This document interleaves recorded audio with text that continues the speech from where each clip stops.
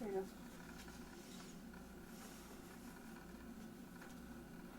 What are your talents? We talked about painting, a little bit about singing. What were your Painting. favorite kinds of songs to sing?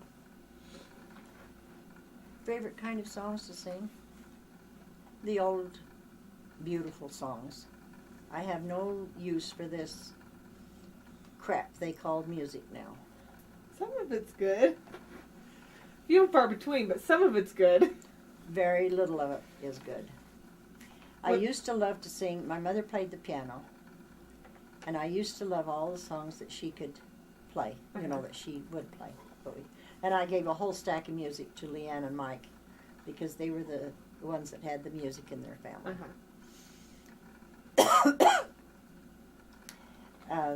What I was best at, I think, was the funeral songs that I sang. Because I sang for funerals for a long, long time. Then after I had that one terrible bout with the flute, I couldn't sing anymore. I couldn't, keep with it. Another thing, I'm very, very proud of the fact that I could work on the museum panels. And the Depression, I've told you about that. Yeah.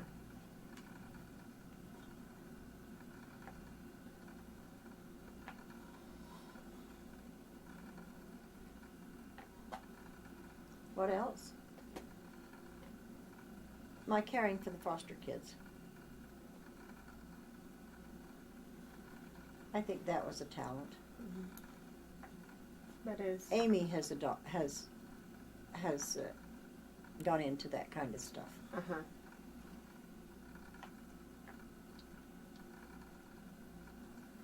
Lois, because it sounded better with Fossat than it did anything else. Colleen sounded worse than Lois did. Well, no, it didn't sound worse. It just didn't seem to fit as well. So did you go by Colleen as a kid? Depended on who put me in school. Oh, okay. If my dad put me in school, I was Lois. If my mother put me in school, I was Colleen. What a headache. Which did you prefer? Well, I chose Lois after I was married.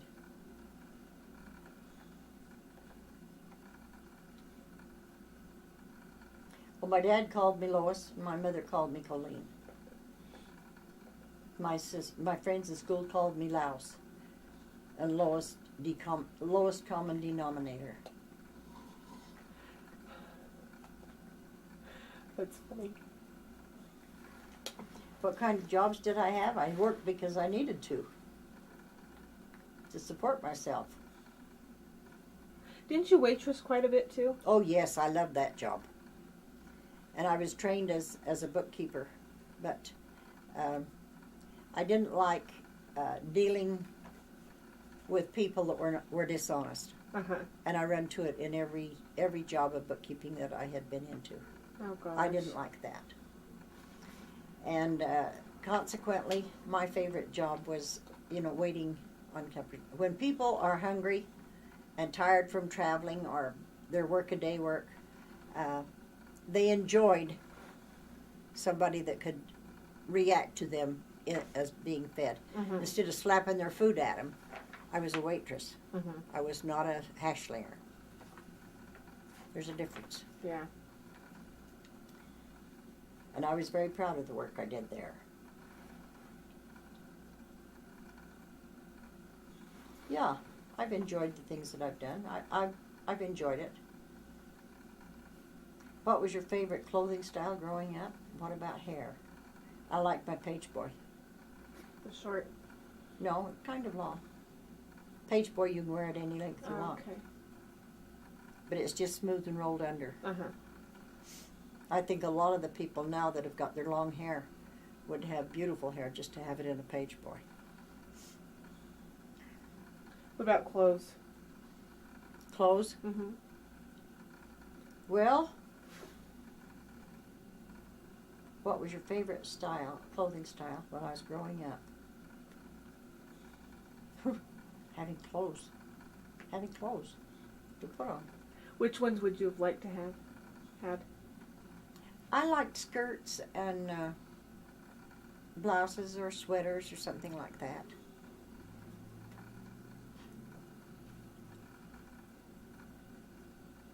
Oh, the penny loafers were popular when I was young. That doesn't mean I had any. I remember one outfit, one year when I was in junior high. Mama come to get me school clothes. Money was tight. And she had bought me a pair of high heels. High heels. In junior high. Not spike heels, but you know, high heels. And some horrible stockings with patterns in them. I could not abide those stockings. I'd like to hide them. And I remember one skirt I had that I was really fond of, and Dot Vance had a sister that had handed down some clothes for me. And she took this one skirt, it was quite faded, took it all undone, turned it inside out and made me a beautiful turquoise blue skirt, little skirt. And I wore that all through the time I was working and even after I got married. Wow. And it was one of my favorites. And I've liked suits. I've always enjoyed a suit. And even now, I do not like to wear jeans because I had to iron jeans for so much when I was younger. With Grandpa welding. As far and as stuff. cotton clothes are concerned, I got no particular care for them at all. Give me some clothes that don't have to be ironed. Well, ironed and everything. That's all yours, isn't it? I remember when Mama died. I was up there in Vancouver. And the Relief Society president came to me and was asking me about this and that. And she says, Colleen, Lois, she said, I can't understand. Of course, see, now Daddy was the only one that was, doing the doing. And so I was Lois. And she come to me and she said, Lois, I can't understand why Colleen hasn't come. I just can't understand it. Your mother always talked about Colleen. And she says, she sent all those recipes and everything, and the candy that she had made and sent up here for the Relief Society to try that she sent recipes for. She says, I can't understand why she hasn't come. And I said, Colleen is here. I'm Lois Colleen. Oh, how come? She says, she never called you Lois. I said, it's always Daddy that called me Lois, and Mama called me Colleen. It was kind of a puzzle for her, but... Yeah. That's all your questions. I want to ask the rest of Grandpa. But I like the flaring skirts. I was love too those. thin. I was too thin for a straight up and down skirt. For the fitting skirts. And my hair, I liked it with the page boy, and then I had rolls that come back up over here. How long did you like your page boy?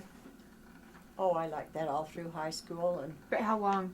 how long? Length, Oh, it was usually shoulder length. I had hair about as long as yours when I got married. Okay.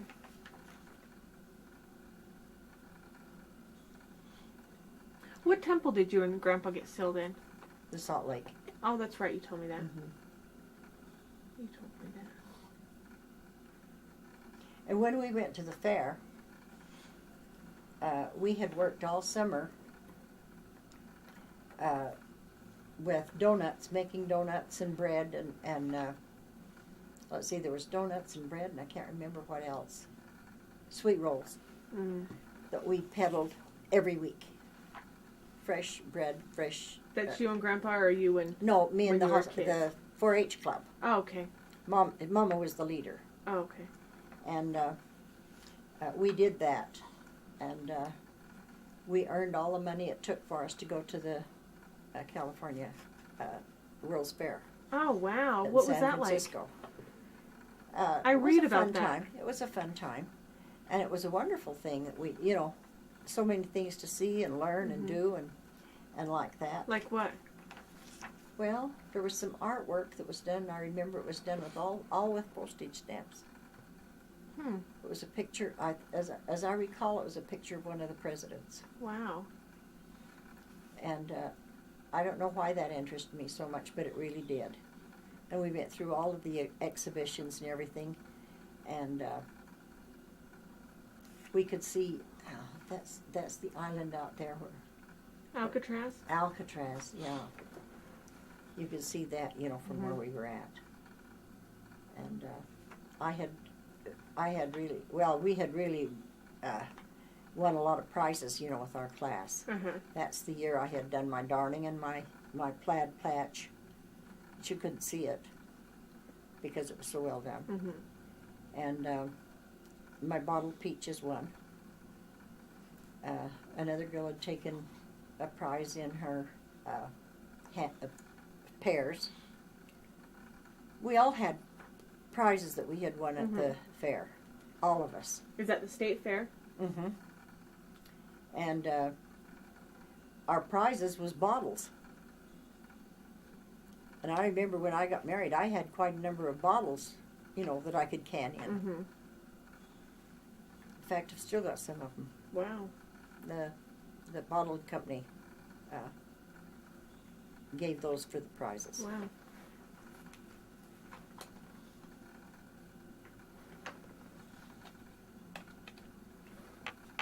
Well, you want to shut this down and go look at stuff?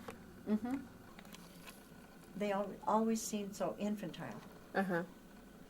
Because, having to operate the switchboard and being, and I'd had to take care of my grandmother, and it was nothing for me to have to make the bread or anything like that, Right.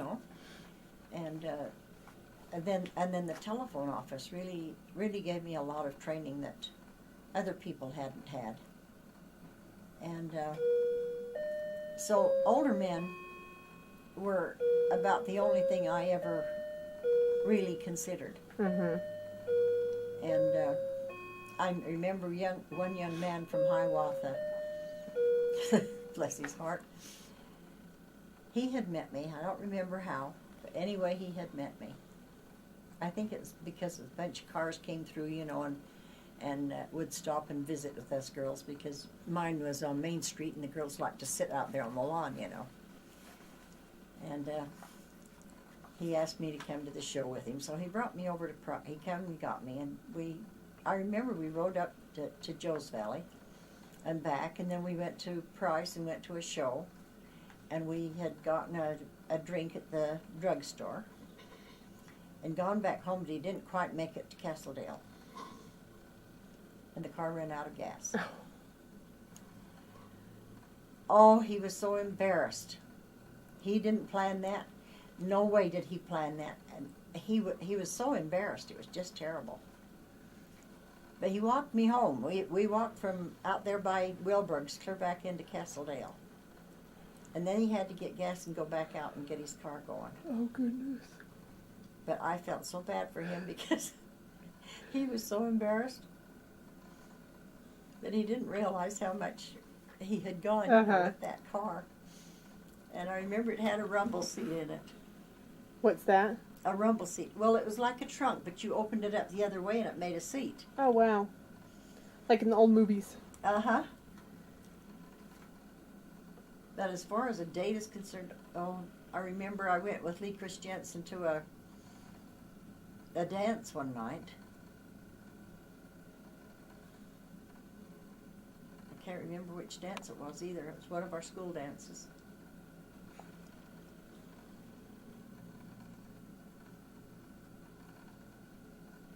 But in Castledale, you didn't have any place to be taken, I mean, you had a lot of fun together.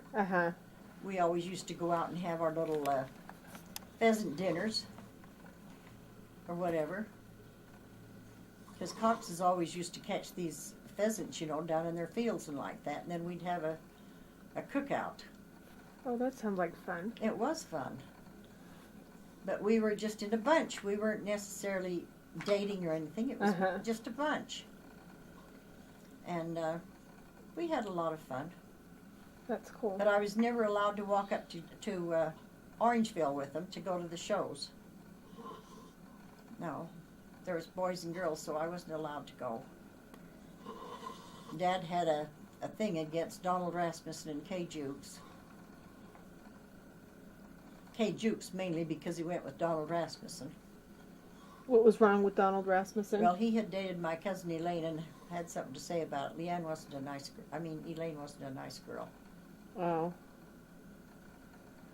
Okay. And so if he was anywhere around me, I couldn't go. And I don't know, it was just different. And then Bill Wiltsey came into the scene, and he took a liking to me, but I never did care for him at all. How did you meet that guy from Texas? That I was going to go down to Texas for? Yeah. Oh, I went with one of my girlfriends, Arlene Sager, and I stayed out to her place at St. John, and he was her cousin, and he stopped in before they went deer hunting, and we didn't go deer hunting together, but we were all going deer hunting that day. And I remember we all went on horses, and up into the mountains. Uh-huh. And they lived right at the foot of the hills of the Oakers. And that's where I met him. And after that, why, he was a regular. And, that was our clutch. I thought he was wonderful. Was he a member of the church? His dad was the bishop out there. Oh. Yeah, he was a member. But one thing he impressed on me, he did not want to get married in the temple. Not at first. Why was that? Someday later. I don't know. He never did tell me his reasoning. But he did not want to get married in the temple. But he had his house plan already. He was 27. I mean, yeah, he was older like Ralph. Uh-huh. In fact, he was born in 1918, just like Dad. And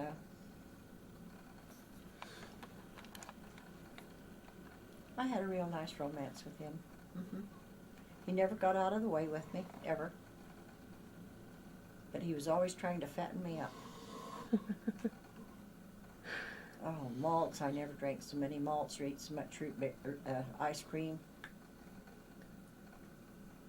But he would drive in from St. John at night to take me home, at midnight. And one of the things we liked best of all was to go up into the canyons, and with the spotlight we had, we could see where the deer were feeding. And we liked to sit and watch them. Or we liked to go out to the airport and watch the planes. Lots of times we'd drive out. There was things after work that you could do, after midnight. And we'd go, he'd take me out there by the ironworks where they were dumping the cars, of those hot ashes and like that. Oh, that was a pretty sight. But that's the kind of things we did. We'd go to a show quite often on my days off. But once we started going together, it was a given that we would be getting married. Till Ralph came along.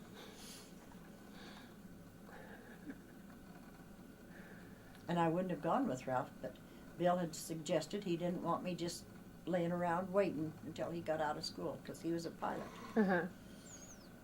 And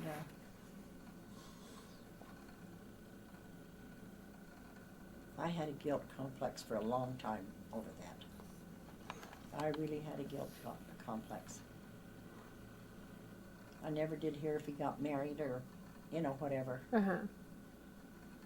When we was married 20 years, Ralph wanted me to go back and look him up and see what had happened. I says, I've messed up his life once. Why do I want to do it again for? Yeah. So I wouldn't go see him. I wouldn't go looking him up or anything.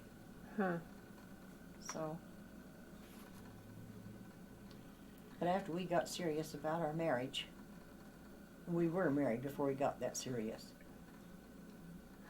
we decided we would belong to one church and we would not consider divorce. It would be working out our problems. Hmm. Were your parents members of the church? Mm-hmm. Were they active members? Did they take you to church and things like that? Oh, for the most part, Mama did. Dad did for a long time. But then for a long time, they quit going to church. And Mama took up smoking because of Grandma's cancer because it was so smelly. Mm-hmm. And a nurse had told her if she'd smoke, she wouldn't smell that. And so they were a long time inactive. Then Mama they came out to see us, and Mama had a stroke. And she was down to my place when it happened. And then I went back up there and helped her.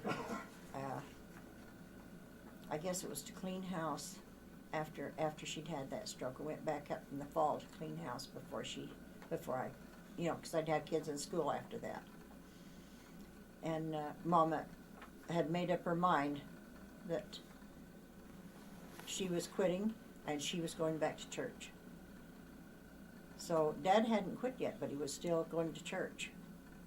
Then one day he decided he was going to quit, and he threw his package of cigarettes away and had a prayer. And things happened in such a way that he never ever missed the cigarettes because he was so busy at the paper mill. And it's just a rotation of incidents that occurred because he was serious about wanting to quit. And after that, Dad was real active in the church. So they were both active when they died? Mm-hmm. Well, that's good. Yeah, they served a mission. Mama really? Mama had her stroke out here. No. Her kidneys or something had gone wrong. But after her stroke, after her illness, after her mission, she had this illness happen to her with her nephritis. Mm-hmm. And it put her in the hospital. She suffered a whole year. But she was never able to give her mission report. Where did they serve? In Vancouver. Okay. Daddy gave his, but Mama never did give his mission report. Did they enjoy it? Mm-hmm. So did your dad provide then better Well, see, as he got older? Daddy was a gambler too. Daddy was a gambler. And he'd got into quite a bit of trouble with his gambling, and Mama had to sell everything she had in order to bail him out of his bad habits. And when Ralph and I were married, Herb stayed here, and he went to work on the railroad. And Mom and Dad then got by themselves and went to Washington, and he built that little 2-room house for her. They lived in a little 1-room thing until, kind of like a tent, until they could get the first 2 rooms built. And then I guess things were better because he had quit his gambling by that time. And it was better for Mom, But Dad was a problem. Dad was a problem until he moved away from here. But I remember him getting drunk a few times. Mama just hauled him in and put him to bed.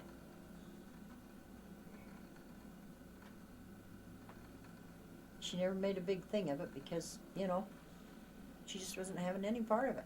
Yeah. Did you get along with him before he died? Dad? When he was older? For a while.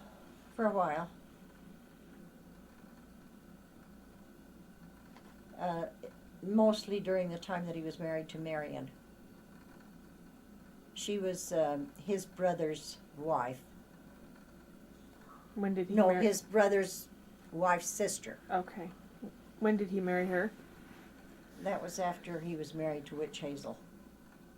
Witch Hazel he married right after my mother died. What year did your mom die? In 58. Okay. On her 52nd birthday. And how did she die? Nephritis. Oh, that's right. And so he married Witch Hazel.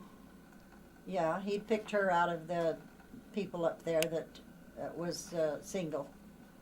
And decided that was for her, but she was so selfish, and she had everything of Mama's, you know. Mm-hmm. And then they had trouble when they came out here on their first reunion, on our family reunion. They came out here, and I don't know what trouble it had to do, but it was her not caring about her grandmother. Uh-huh. Her grandmother was still alive, and her mother. And Dad didn't like her attitude toward her own relatives, and he could see how it was reflecting on his own life now. Uh-huh. And so they had a troubled marriage.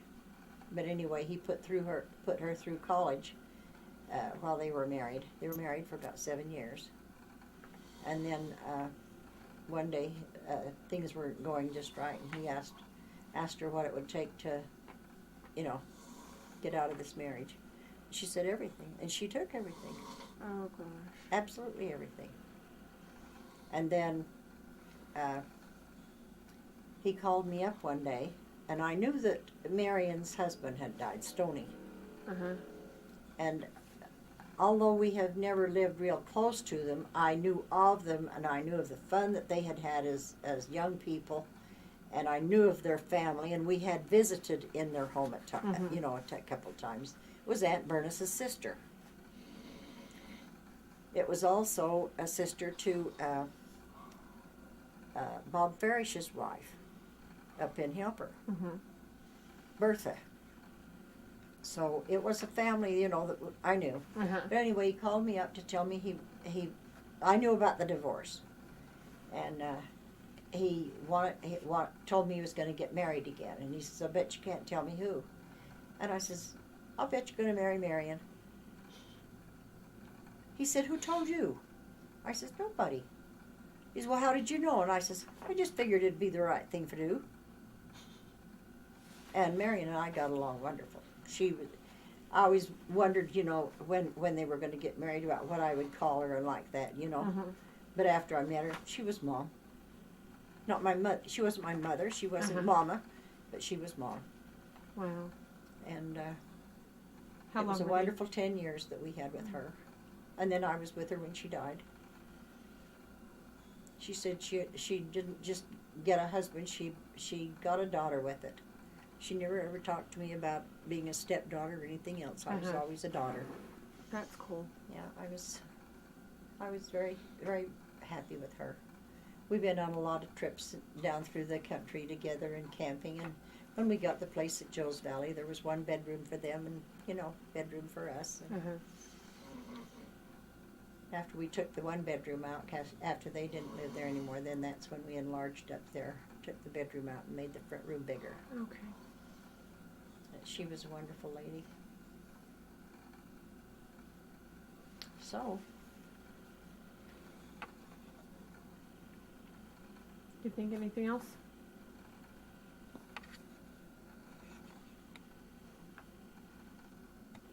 Ralph fell in love with me before I fell in love with him. See, he'd had another girlfriend, but and he'd gone with her for a long time. And she made the statement one day that she'd never married a Ralph or an Italian. Mm. That's what he was. Yeah. And he quit her right there. That was the end of her. And then he was not a dating person, all the rest of the time for a long time. Uh-huh. They thought Ralph would never get married. And after he met me, why, boom, boom, boom.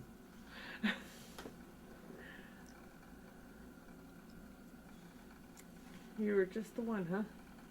Yeah. And he was asking, he's one what was telling. I mean, who else goes and gets married and no honeymoon, no nothing, Yeah. Did he ever make up for it? Oh, yes. Oh, yes.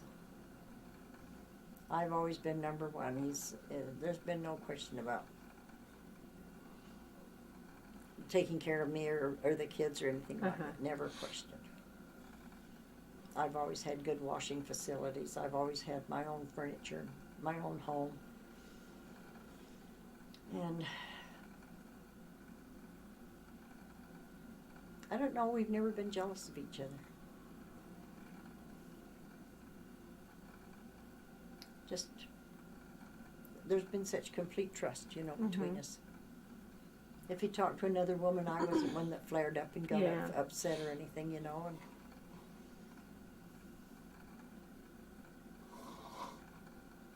all my friends have envied our life together.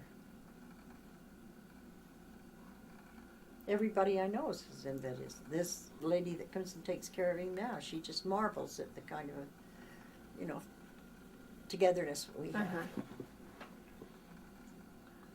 Our friends have complimented us on that too, and it feels good. I enjoy it. I haven't been possessive or anything like that with him, We've just had such complete trust with one another. Maybe that's it. Because I know that's helped me and Chris out. He's told me a couple of times that he's loved other women, and I haven't batted an eyelid, because I know that it's just he values the traits that they have and things like that. So we really get along that way. It's nice. But he learned to dance right after. I mean, this was the first dance he'd been to when he met me. But after that, he just took right to dancing, and he was a wonderful dancer. First, he couldn't get on the floor, and then after that he was the first one out there and the last one off the floor. He just enjoyed dancing, especially the polka. And he was a good polka dancer. I'd like to see that. But of course, he was thin. Real thin at the time. That's funny. But I remember going back through my life, he was always looking for something nicer, for us. We didn't have any new furniture until way after the war, and we got a refrigerator. And then we got a washer. Of course, we got the washer before because Alan Halverson knew of somebody that was getting a divorce and needed money and had a refrigerator. So we bought one of those old refrigerators that had a thing around on the top. What's that? Well, it was the thing that made the refrigerator work. Oh, okay. You've seen those square boxes with that round thing on top of them. Oh, haven't you? Well, you will if you ever look into a Reminisce magazine. Okay. And so I had my washer and dryer. And then when the war was over, we got a refrigerator. And that was our, let's see, what was it, a Norge? Or a Westinghouse? I think it was a Westinghouse.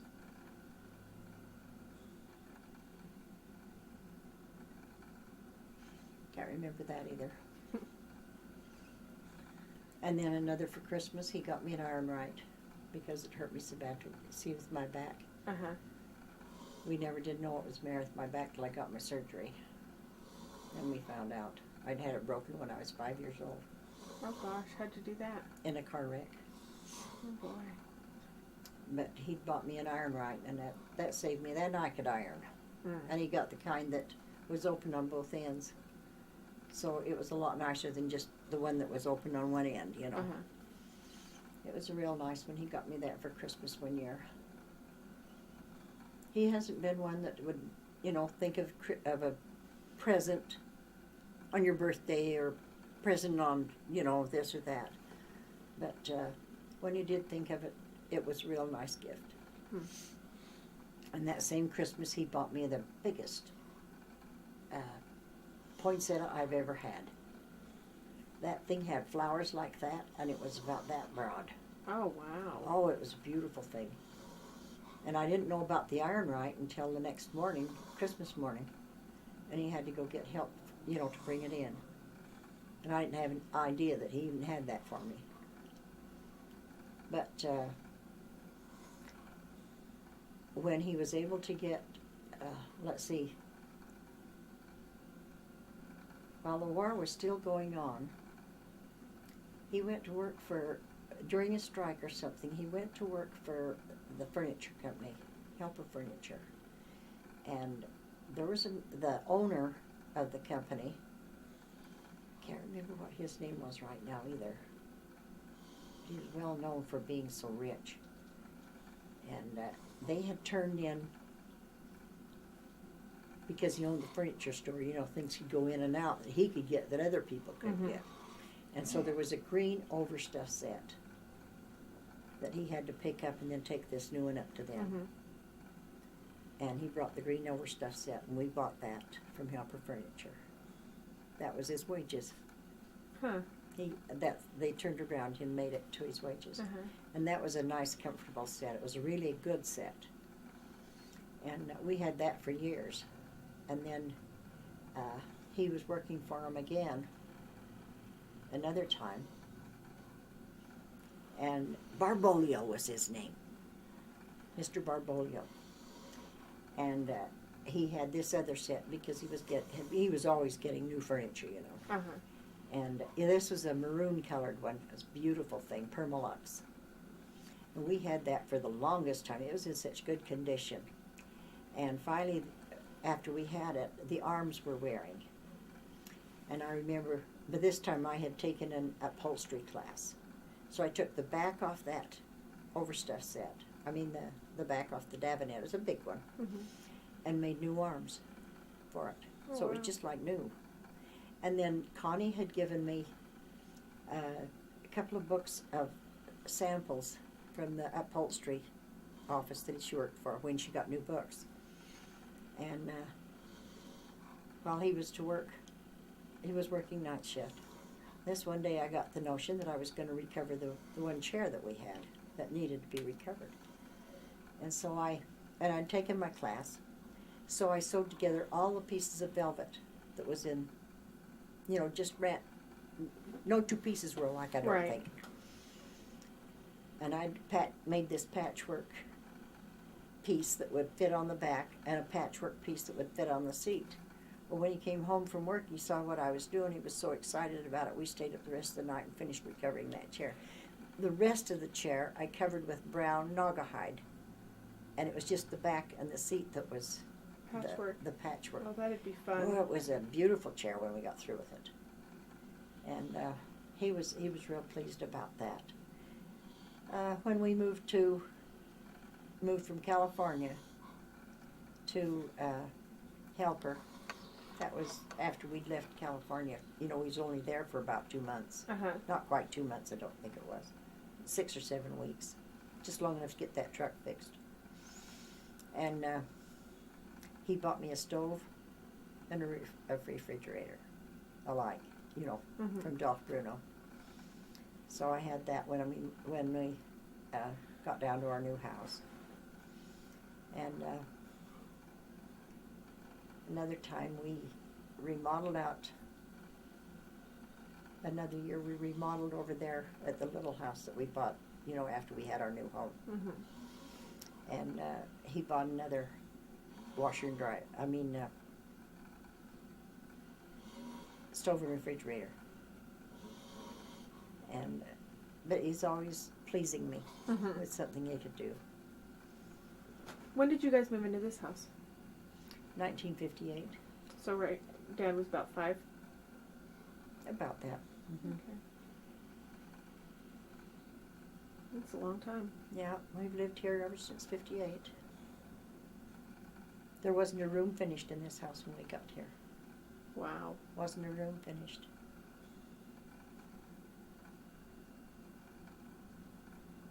And was it originally the 2 apartments, or did you do that? It had been 2 apartments. The people that were here before us had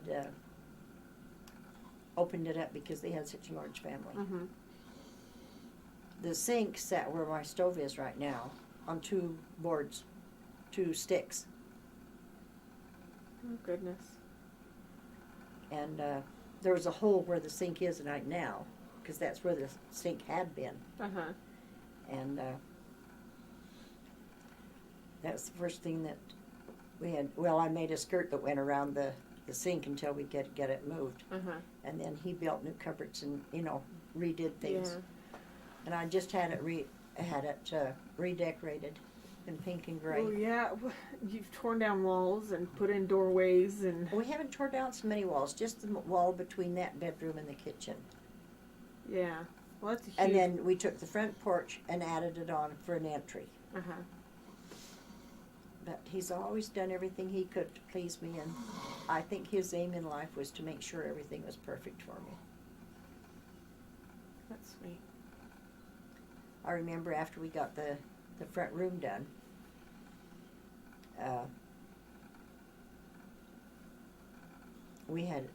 then that's when the kitchen burned up.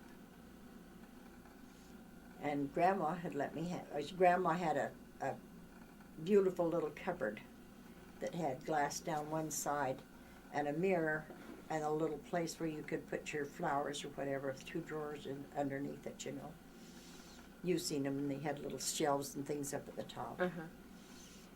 Well, Alfred had wanted it for his rocks, but he never did come for it. And one day, she was telling me that she had that little cupboard downstairs, and it was one of the only pieces that she'd had brand new. And she says, "What would you do with it?" And I says, "I'd make a china closet out of it." You take it. You take it. Better than rocks, huh? Uh-huh. So she had us get it right out of there, and I took it, and I painted it white, and then trimmed it with gold. And then he gave me a white, well, he had me find it, but I found a white top table with the brass legs, as a pretty table, and chairs to match it. And the chairs had white rawhide with gold flecks in it. Huh. And that made the cutest little dining room, in that dining area that I had in there. I think I can remember that. That's when I remember. Mm-hmm. And then we bought another table to put in the kitchen when the kitchen burned down, right after we remodeled the front room. In fact, it was just almost immediately after that. Huh. And so he built the new birch cabinets for me. And then I got the little brown table that went with it there. And that must be when I remember. Then when we did this in here, when he had me put the cupboards and things in, he stayed in Joe's Valley while we were remodeling. And then when we got that done, I was to buy the set that I've got now. And then, it's been about 3 or 4 years ago, he took me out to lunch one day. It was kind of a special day.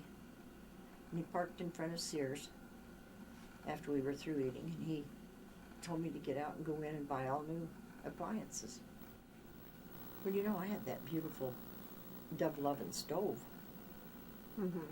And I had a nice refrigerator. Aunt Rosa still got it. And I had a dishwasher. But he insisted I had a nice, well, you can see I had a built-in place for my radar range. Mm-hmm. And I went in and I did get the refrigerator. I did get the refrigerator. I got the one, Mm-hmm. But it was just that much too big to go in. So they had to take it back and bring one that just was a little bit smaller. Uh-huh. Just a little bit, just the measurement. And he made me go back in and get the stove. Well, I got a stove, but when I got back out there, he said, "Did you get the one with the glass top on it?" And I said, "No." He said, "You take it back and you tell him you want the one with the glass top." And then I was to get the thing that went over it, Microwave. the microwave that was built in over it. And then he questioned me about the dishwasher, and I had to go back in and get a dishwasher. And I liked the dishwasher I had, so I got one as close to it as I could, just like it. But you see, it was always pleasing me in such a way. Making it comfortable for you to do your part. And then another time, since right after that, some lady come to the door and she had all these big books and things with her, you know, with samples in. She was an interior decorator. And I was to have the bedroom and the living room and the kitchen decorated. And the entry. Boy, that cost a fortune. I bet. A big fortune. I bet. That's when he had all those nice curtains and things, you know, done. You saw how pretty your bedroom was. Yeah. And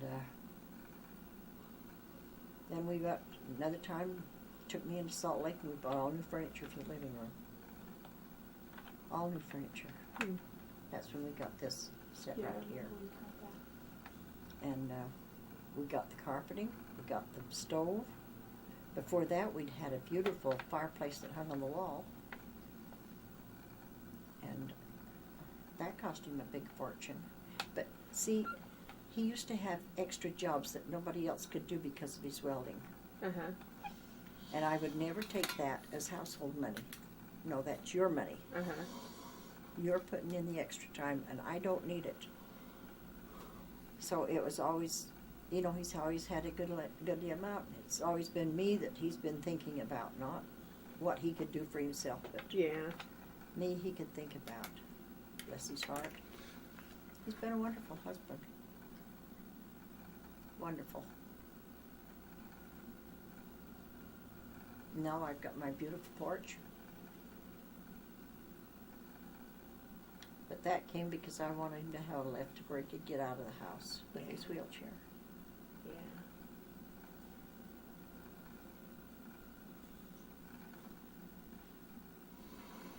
So,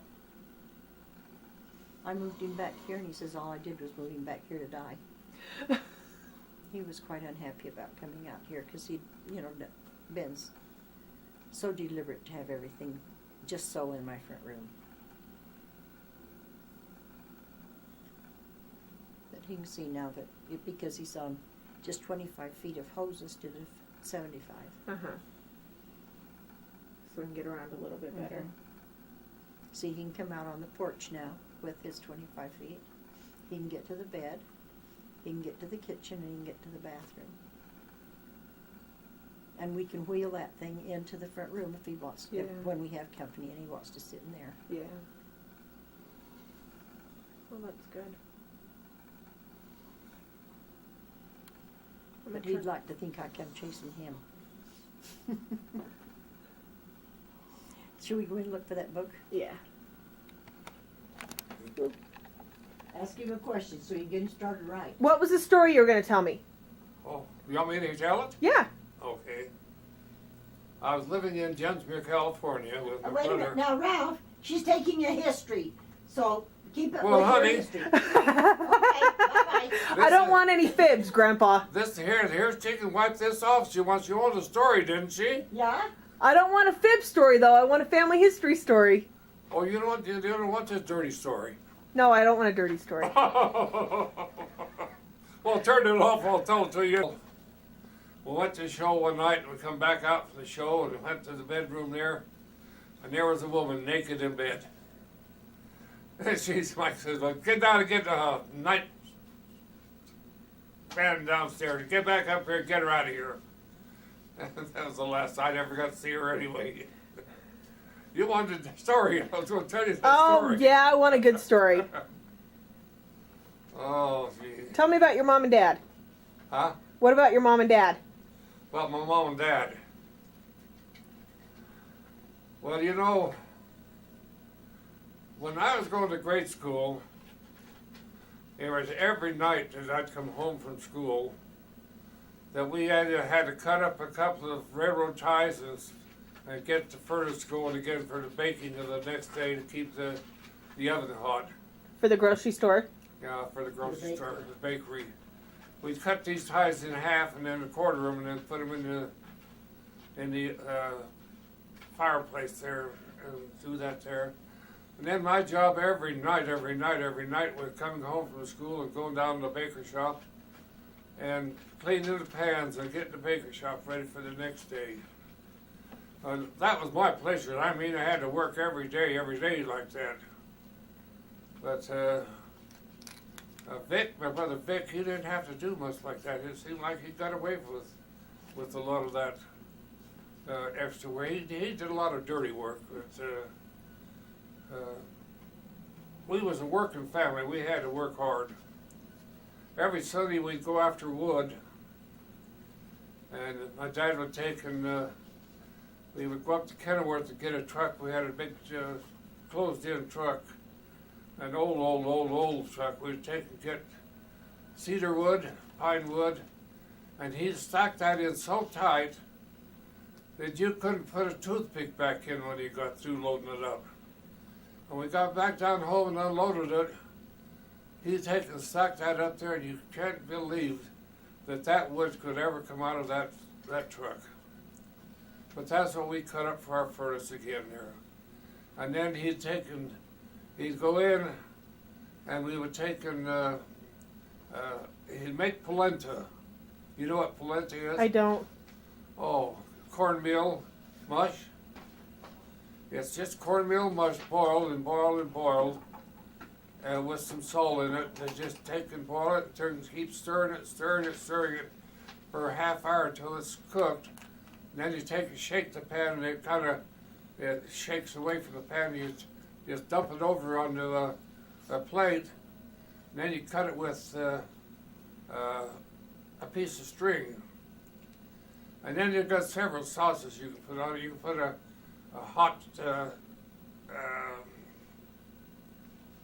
sausage sauce on it with lots of onions. We like that with lots of onions. There you slice the sausage up, and then take and cook it with lots of tomatoes and onions, and make a real good sauce. We pour that over the polenta. But that was another one we liked just as well. We used to call malush, which was dry codfish, which you can buy today, and you soak it overnight, and then you take and cook it in milk. You break it up and put in a milk and make a roux on it, and that is the most delicious thing you ever tasted. My wife made it up here a month or so ago, and it's just so delicious. And you put that over the polenta? Yeah, then we put that over the polenta. And then generally, after we get through dinner there, he'd get in his truck and say, well, let's go rabbit hunting. And we'd go down the other side of Price here over to Clark's Valley towards Sunnyside. And we'd go rabbit hunting out there in the afternoons. And we'd bring back a couple of rabbits. As there's cottontails or jackrabbits, my dad was a good cook. He could take and cook them up. You could eat them, boy, and they would fall right off the bone. It was so well done. But we used to do that there quite often with him. He used to take us out rabbit hunting like that there after we got our work all done. But then he had the store, and we had to take care of the store. Bring sack groceries and stuff like that. But then we used to get 50 tons of flour in every year in the store in the basement. We stacked that in the basement, and then we distributed it out to most of the bakeries in the county because there wasn't very many places where they could get flour. Uh-huh. But then that was a yearly basis thing there. Then we got wine time came in. And he'd always take and get 4 or 5 railroad car loads of grapes. And they would come in there, and we had to take and, we had 2 trucks, and we used to take and distribute those grapes all over the county.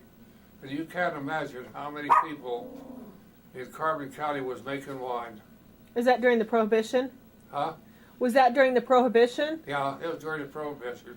And they got so that they would allow, they were trying to catch them in that there, but they weren't too hard on the Italians. the Greeks in Carbon County, because they know they were doing it.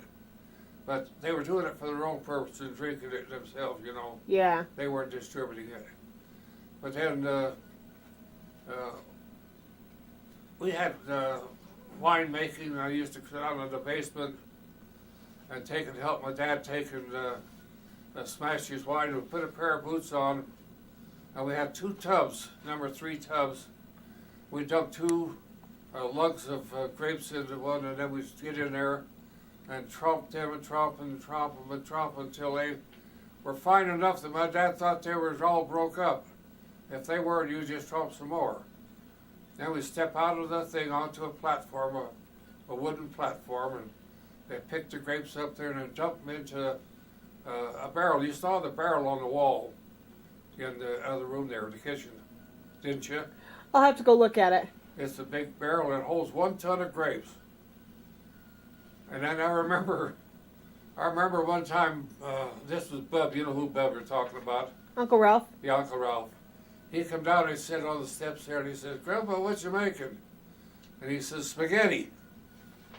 Making spaghetti. He didn't know any better, he was only 3 or 4 years old. And he asked him, he says, you want to taste this spaghetti? Yeah, I'll taste some of it. So he'd tap the barrel a little bit, and it had some of the grapes just supposed to come out of, you know. And it was just that sweet juice, just like a regular grape you buy, you know. Uh-huh. And that was his spaghetti. But he didn't realize that he was sitting there watching them make wine. It was quite a wine-making thing there. And then the wine had to set for, maybe a week in this big barrel that holds 1 ton of grapes. And then when he got through there with that there, he used to have to go down every day from the store and he'd push what they would call a lapa. That there was a waste on the top, you know. He'd push it down because it was souring and fermenting. Mm-hmm. And he'd push it down into the grapes again, push it down. Sort of like a churn? Yeah, he kept it mixed up, see, so it's all absorbent. And he did that for maybe a week, and then it stopped fermenting. So when it stopped fermenting there, he had a spigot on the bottom of that big barrel there. He had taken, first we had to get barrels ready for the wine, and he had some 30-gallon barrels, I would say. And he would take and go get leaves from a peach tree that was dying out, you know, all the leaves were. Mm-hmm. He'd take these leaves and we'd take and boil them in a boiler. And he'd take them, get them outside, and he'd pour these leaves down in these barrels, and he'd swish them back and forth, back and forth, back and forth. And then he'd dump them out from one barrel to the other until he got them all dumped out. Then he just dumped them out. Then he put some more fresh water in it and rinsed them out real good. So there was nothing in there at all. So then we'd take them down in the basement, and we'd start draining the grapes out from that spigot there in a bucket. And then he'd take them and put them, when it was full, he'd pour them into this 30-gallon barrel, and he'd pour it until each one was full. Then when we got all the wine taken out that would come out of that there, we'd have to take and squeeze.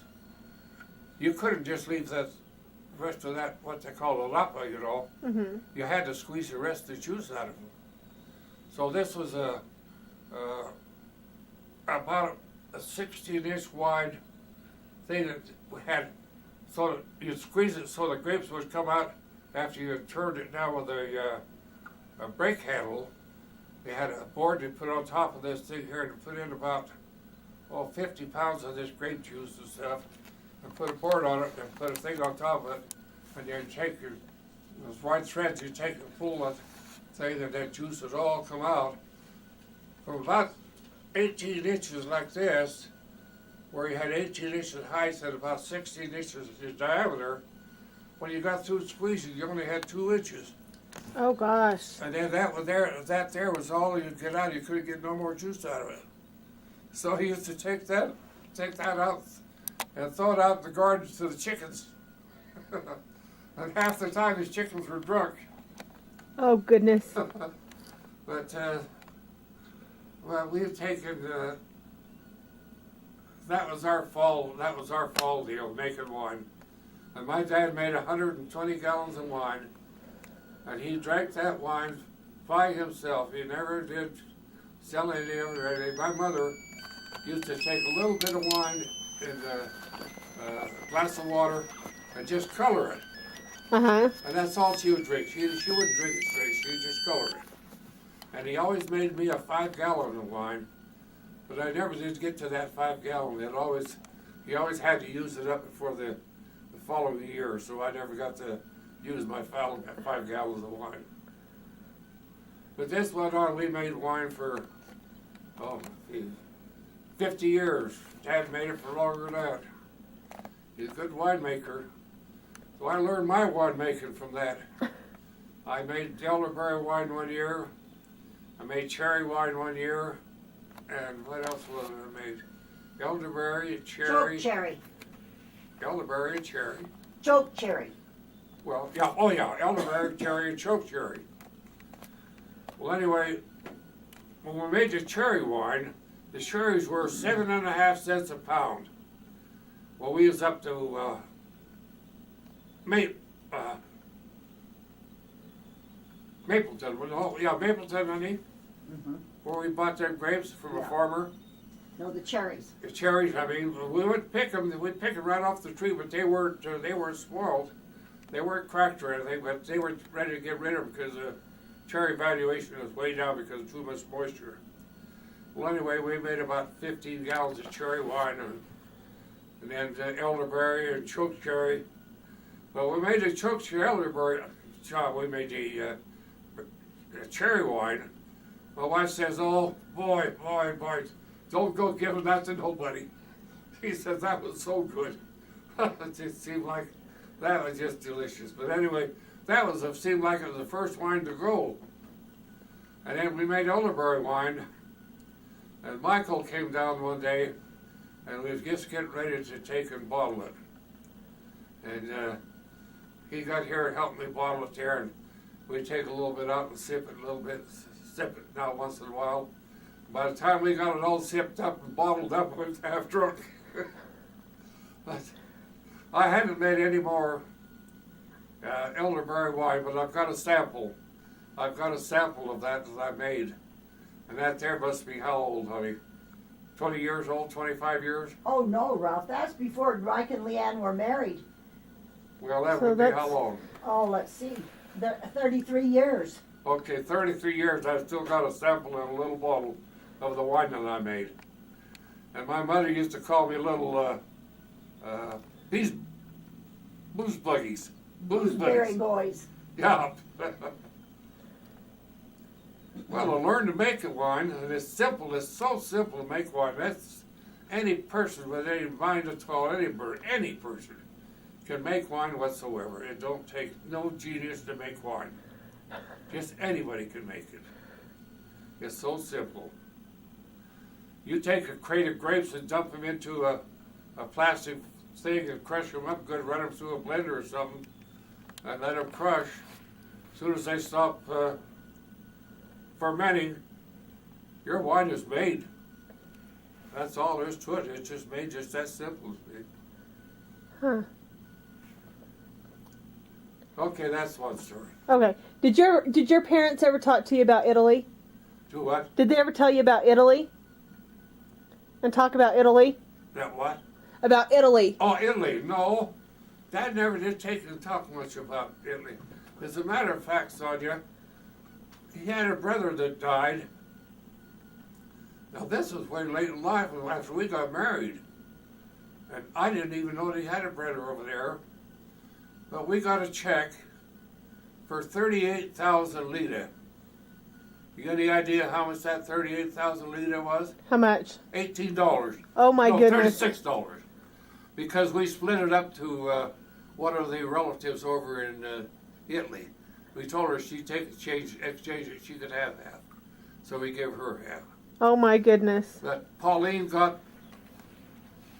the 36,000 liter, and one of the sisters, two of the sisters, anyway, there was about four of the family that got it. All of them didn't get it.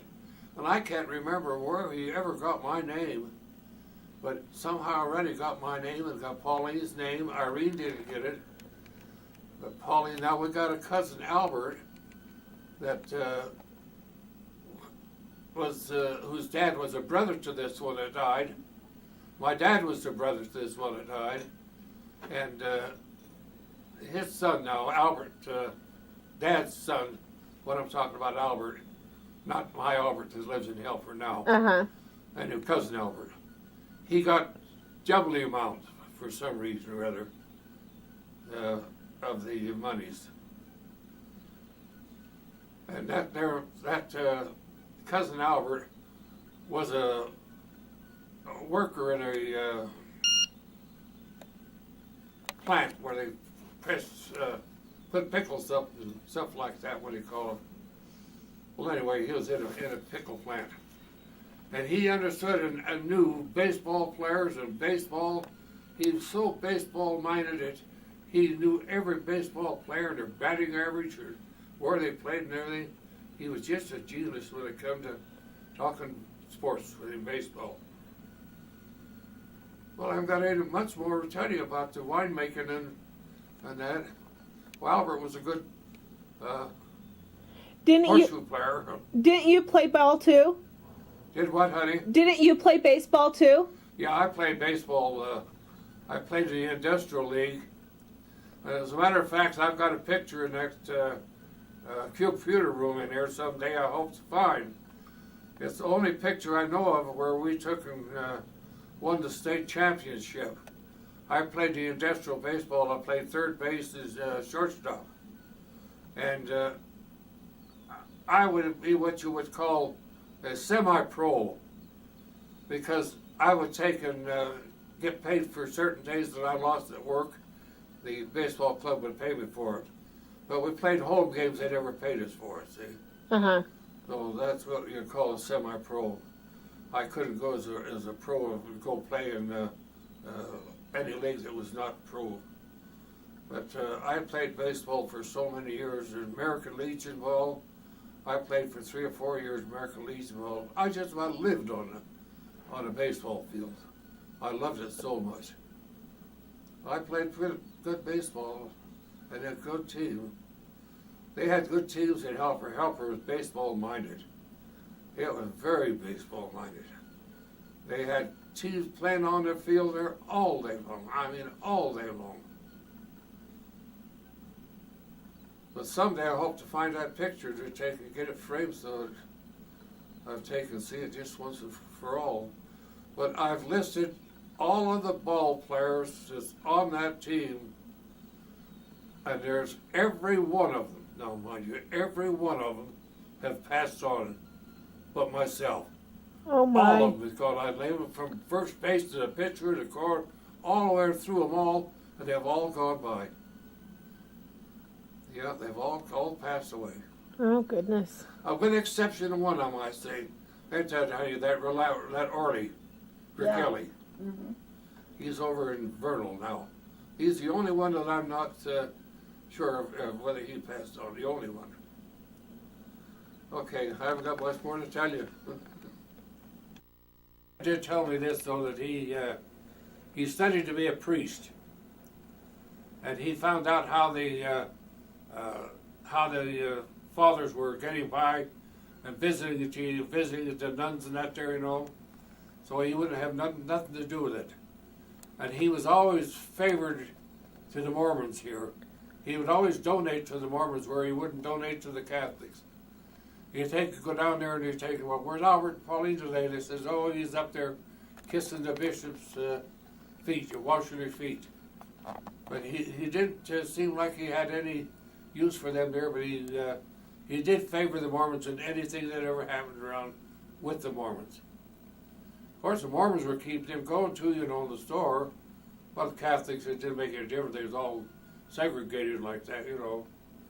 But he said he gave up his training because of that. because they mix so much there, it's unlikely of them, mixing Yeah. to do that. That's all I can say about that. Miss Marty, you got something to say about it, huh? No.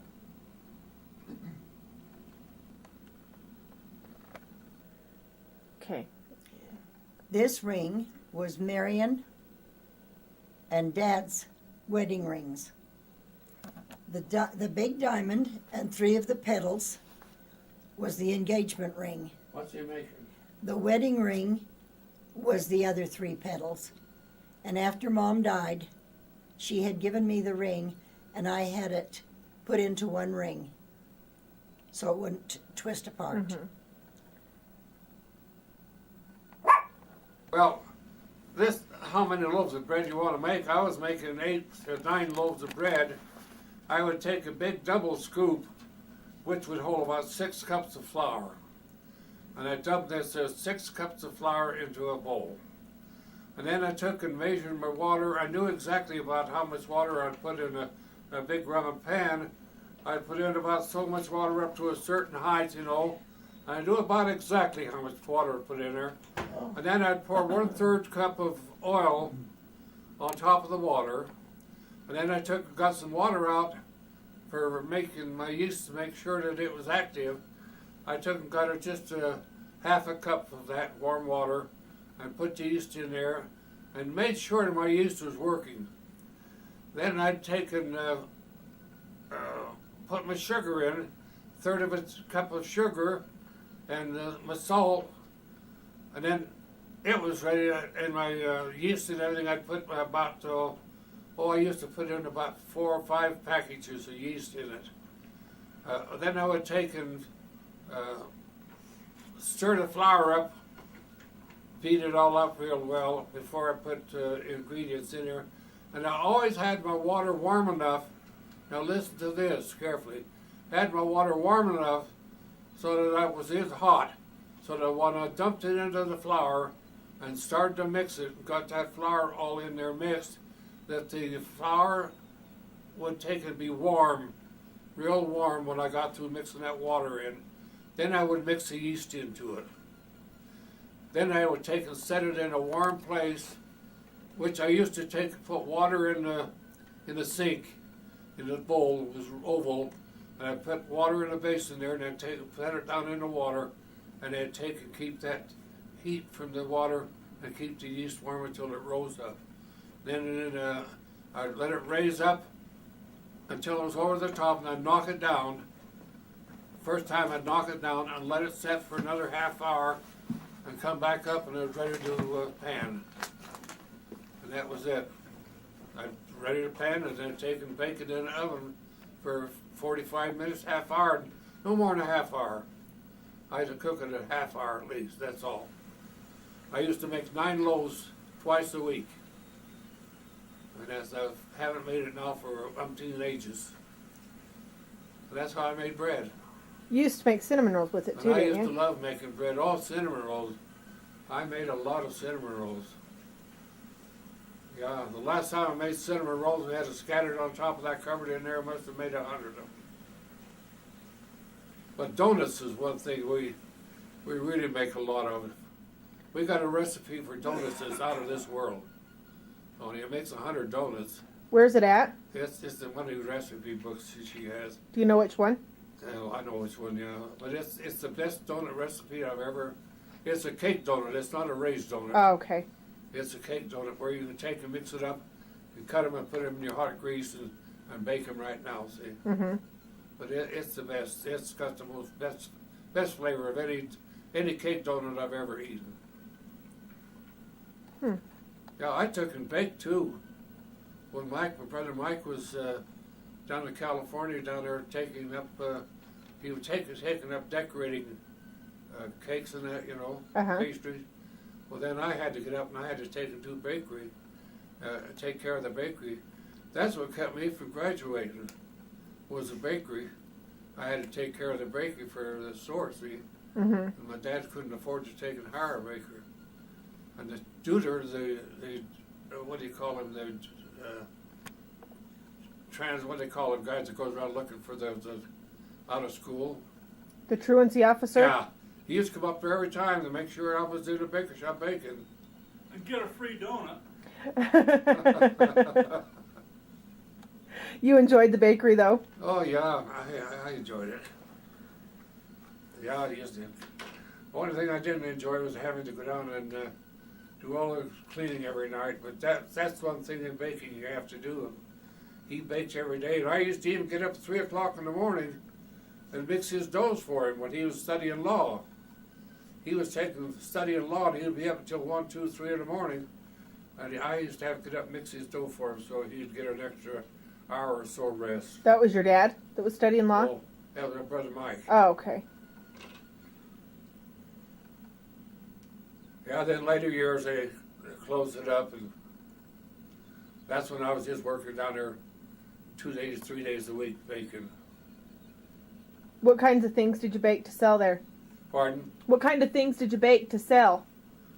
Oh, you name it, baked pies, cakes, eclairs. You know, turn that off for a minute, you cut it on. Who was making them? We were making 100 dozen donuts on a Saturday, or 200 dozen, selling them 10 cents a dozen Wow. as a drawing card. Not anymore. No, not anymore.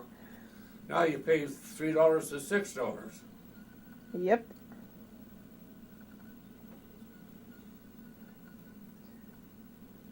But I had a good life with my folks. You enjoyed your family? Pardon? You enjoyed your family? Yeah. Your brothers and sisters? Did you get along with all them? Yeah, it's like my wife says, she says, I don't know of anyone I admired any more than your mom and dad.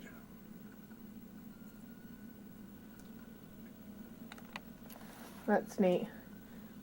How old were they when they died? Pardon? How old were they when they died? What years did they die? Well, my dad was in his 70s. 73. 72? 73. 73. What year did he die? 1954. So It Dad's seemed like year he old. never had a sick day in his life, Sonia. What he did one day, he went after picking dandelions with her brother Albert. You wanna take this down? Mhm. Or you want to just do your bad mind? I've got you. Go ahead, keep talking. Well, anyway, he went after mushroom Dandelions. dandelions, and he's coming in the north southern part of Helper. You know where that bridge you come in as you enter Yeah. Helper there. Well, he's walking along the underneath part of that there, and he stooped his head down to go underneath that bridge, and he bumped his head, and he fell back, and fell back and had the back of his head on the rocks, and he got a basal skull fraction. Oh And gosh. he took and died. We got William here from California back before he died, but he wouldn't go to a doctor. He wouldn't go to a doctor until it got so bad he had to go to the hospital, Uh-huh. and that's where he passed away. What about your mom? About what? Your mom? What do you mean, my mom? How did she die? Oh, she had cancer in her breasts. She lost both breasts. What year was that? Pardon? What year? I don't know. She'd have to I have it. can't remember what year. 1971, August. 1971? Louis, So your- right before your- I was born? Your dad remembers everything. You ask him questions, he'll remember everything. Do you remember, Dad? You've got 1 minute. She died in August 1974. You just said 71 before. You're right. In August 1971 was just before Dad's birthday, and That's right. just before I got my first brand new car. That's What do you right. remember about her? I remember her hair was always tied up on top of her head, and she made. She threw it up I front remember like her that. polenta and her white cod sauce Grandpa just told me about those. and the red sauce. I can see them. I wish I could taste them today. She was always real soft-spoken. I never heard Grandma ever get mad at anybody. Never ever heard him cuss, did you? No, I didn't. And she was just Never. a real kind lady, and just a nice lady. I can remember sitting out on the back porch with her. She had grapevines that grew on the trellis on the back porch and we'd sit behind them. And in the summers, the mosquitoes would get bad. But we still sat out on that porch in the evenings. You didn't go in the house to sit and visit. You sat on the porch. Oh, Oh. let me tell you one about my dad. We had a, Vukovic used to come by and have ice cream or watermelon or have something. Vuko, Ask Grandpa about Grandma never going down Main Street to help her. oh. Well, anyway, I was gonna tell you one about my dad there. We had this Reese's, a store across the street from us there, right across the back alley from us there. And he used to put meat out there every night, every day from the butcher shop. And then the flies would get so thick come over on the ceiling of our porch there, there'd be millions of them. The whole ceiling in the fall would take and be lined up with nothing but flies. And my dad had a cure for that. He took a wad of newspaper, he'd wad that newspaper up like that, loosened it up, strike a match to it, get it burning, you go up and down that thing until he burned every one of them down. He's burning right out, boy. Seemed like every night he got 1,000,000 flies, didn't he? Yep. And he'd have to sweep them up. What about your mom and Main Street? Well, I can't remember what Lewis was talking about. Which one? Well, she never I can walked tell down you. Main Street. I can tell you. Okay, let me turn around here. Make everybody sick. My mom was Grandma was the kind of a person that didn't want to be showing herself. She was a home type. She was a very homebody. And so when she needed anything, she'd send the girls down or somebody to get something for her. They'd bring it back and she'd pick out what she wanted and they'd take the rest of it back. They used to do that at the JCPenney store. And she never did go down. She never did walk down. Mm-hmm. But during the war, there was 2 shows that she went to see. One was the Sullivan Brothers, and the other one was Gone with the Wind. Mussolini? And then they gave her a book of Gone with the Wind in Italian. Oh, she read Oh, that, wow. didn't she? Yeah, she loved that story. She loved it. But Grandma was very, very a private person, and in the evening she used to walk down. You know, we're close to the river there, and she used to walk up and down along the edge of the river just for a stroll. But she was always at home, always. Oh, yeah? Yeah. How would you like to take and make soup twice a day for your husband? My mother cooked soup twice a day for my dad. Every day. I mean, every day he had 2 soups. In a 1-quart saucepan. One little pot. She made soup for him special every day. Huh. Yeah, he I- had to have his soup. I think I could live on soup, but my husband wouldn't. Then he had his wine bottle set right down the side of his table all the time, a quart of wine. Huh. And he put wine in his coffee in the mornings, and then he would take and get 1 egg, and he'd take the yolk, put it into the coffee, and he'd put some sugar in there and some wine in there, and then he'd take a beater and beat it. He would take and beat it like that there with a beater. He called it egg basta. Gustav. And he says that's what he used to have for his breakfast. Then he'd take toast from a loaf of French bread. They were medium-sized French breads. He'd slice them in half and put them in the oven and take until they get real toasted. And that was his breakfast, boy. I don't think I ever seen him once eat cereal. Not oatmeal or anything, huh? Huh? Not oatmeal or anything, huh? Well, Grandpa, yeah.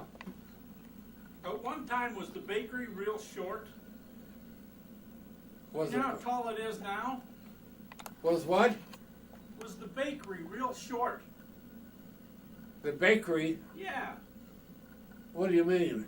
Oh, hi, this way. Yeah, the baker shop? Well, the front of the store at one time, was it kind of short? No. And then they've added to the top of it? No, that's about the same as it ever was. Right now. Huh. This was at a boxing tournament, a wrestling tournament, one night, and I came home late from the wrestling there, and I went down, and we were sleeping in the back of the store, I and Mike and my brother Vic. So I went down to go to bed, and I got in the bedroom, and I looked up, and I seen somebody going up a ladder. I wondered, what in the heck's going on here? So I went out and I looked up over the top of the roof, and there was some guy over there leaning against the wall, smoking a cigarette. So I quietly went down, and I thought maybe it was Brother Vic, you know. But what in the heck? So I went over to the house over there, and Vic was over there on the lawn over there yet, still laying out on the lawn there. It was summertime and hot. He was laying there playing with the dog and that. So I told him what I'd seen over there. We went back down. We went through the front door, and we went back and told Mike there was somebody up on the roof. And this guy that was on the roof had come into the store and cased the place. He showed my dad some pistols, and my dad bought one pistol from him for $15. But anyway, he looked the place over when he was casing it. And anyway, he came back that night. And so we told Mike there was a man up on the roof up there. Mike says, well, listen, here, he gave a pistol to Vic. He gave him the 32, the 32 automatic.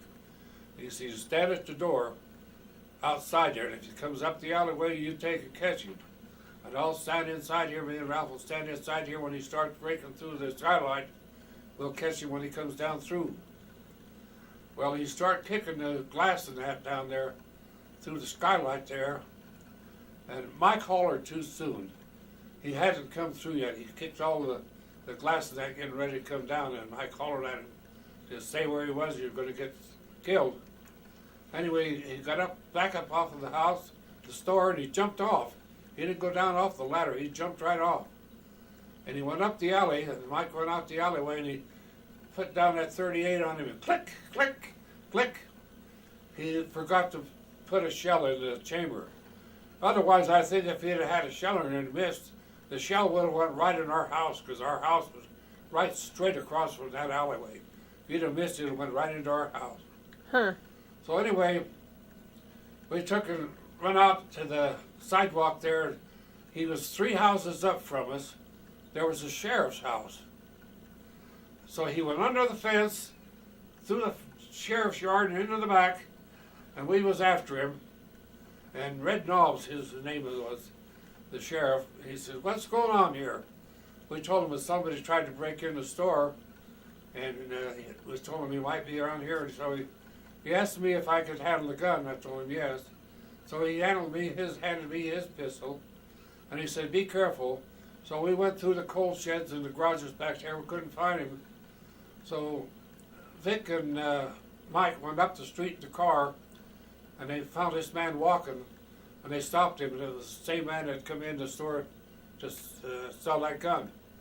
Well, they took and picked him up, put him in the car, and went down to the sheriff's office there, and I went and stopped him and told Red Knobs that he was down and they caught him.